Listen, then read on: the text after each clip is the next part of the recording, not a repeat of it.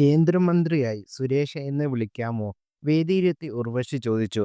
പിന്നാലെ സുരേഷ് ഗോപിയുടെ മറുപടിയും എത്തി. മലയാള സിനിമ എന്നും അഭിമാന നേട്ടത്തിൽ എത്തിച്ച നടിയാണ് ഉർവശി. തമിഴ്, തെലുങ്ക്, കന്നഡ തുടങ്ങിയ ഭാഷകളിൽ നിരവധി സിനിമകളിൽ അഭിനയിച്ച താരത്തിന് ലക്ഷക്കണക്കിന് ആരാധകരാണുള്ളത്. ലേഡി സൂപ്പർ സ്റ്റാർ എന്നുവരെ വിശേഷിപ്പിക്കാൻ കഴിയുന്ന താരമാണ് ഉർവശി.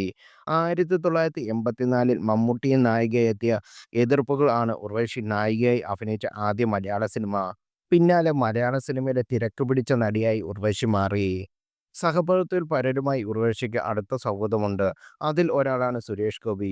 നിരവധി സിനിമകളിൽ ഉർവശിയും സുരേഷ് ഗോപിയും ഒരുമിച്ച് അഭിനയിച്ചിട്ടുണ്ട്. ഇപ്പോഴിതാ ഒരു പരിപാടിക്കിടെ ഉർവശി സുരേഷ് ഗോപിയെക്കുറിച്ച് പറഞ്ഞ കാര്യങ്ങളാണ് ചർച്ചയാകുന്നത്. കേന്ദ്രമന്ത്രിയെ ഇനി സുരേഷ് എന്ന് വിളിക്കാമോ എന്നാണ് ഉർവശി ചോദിച്ചത്. അപ്പോൾ ചിരിച്ചുകൊണ്ട് വിളിച്ചോ, പ്രശ്നമില്ലെന്ന് സുരേഷ് ഗോപി പറയുന്നു. എന്റെ പൊന്നുതമ്പുരൻ എന്ന സിനിമ ഞാനും സുരേഷും ഒരുമിച്ച് അഭിനയിച്ചതാണ്. സുരേഷേ എന്ന് വിളിക്കാമോ?